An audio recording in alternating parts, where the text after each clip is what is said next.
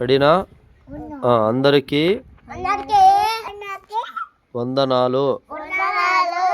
దేవుని వాక్యం చదువుకుందాం.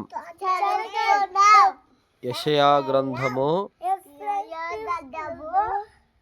45వ అధ్యాయము 22వ వచనము. భూదిగంతముల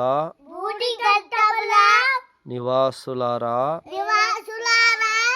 నా వైపు చూచి రక్షణ పొందుడి. దేవుడను నేనే, మరి ఏ దేవుడును లేడు. ఆమేన్.